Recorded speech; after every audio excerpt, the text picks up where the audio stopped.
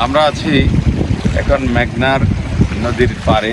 এটা হচ্ছে আমি যেখানে দাঁড়িয়েছি, এটা লক্ষ্মীপুর জেলার কমলনগর উপজেলা।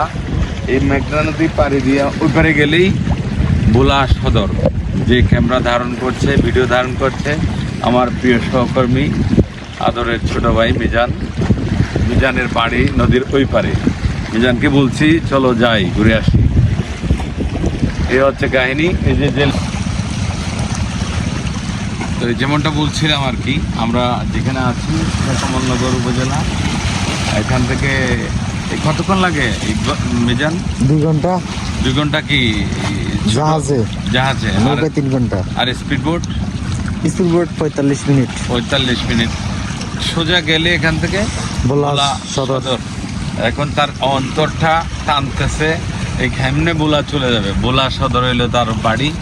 এই গাড়িতে আমরা যদি চাকা লাগাই দেওয়া, চাকা না লাগাইয়া যদি গাড়িতে পানিতে চলার ব্যবস্থা থাকতো, এটা যদি গাড়ি প্লাস স্পিড বোট হতো, এমনটা চায়নারা আবিষ্কার করেছে অবশ্যই, দেখতে পাইছেন। তাহলে আমরা এখন কিন্তু এই 45 মিনিটে গিয়ে মিজানের বাড়ি থেকে ঘুরে আসতে পারতাম না? হ্যাঁ অবশ্যই। ওখানকার ঐতিহ্যবাহী খাবার টাবার কি বল? মহিষের দধি। মহিষের দধি। আর কি পাওয়া যায়? হাঁস। আজকে সবাইকে জুমা মুবারক। শুক্রবারের দিন আমরা আসছি মামলা তদন্তের উদ্দেশ্যে। মানুষের সেবায় সবসময় আমরা নিয়োজিত। রামগতি উপজেলায় বিভিন্ন মামলা তদন্ত করার শেষে এখন আমরা কমলনগরে আছি। আমাদের ডেস্টিনেশন আবার রায়পুর যাব। আমরা রায়পুর হয়ে লক্ষ্মীপুর হয়ে আমরা পুরা দিনব্যাপী শুক্রবারের দিন মানুষের সত্য উদ্ঘাটনের জন্য টিম পিবিআই সবসময় কাজ করছে এবং করে যাচ্ছি, করব ইনশাল্লাহ।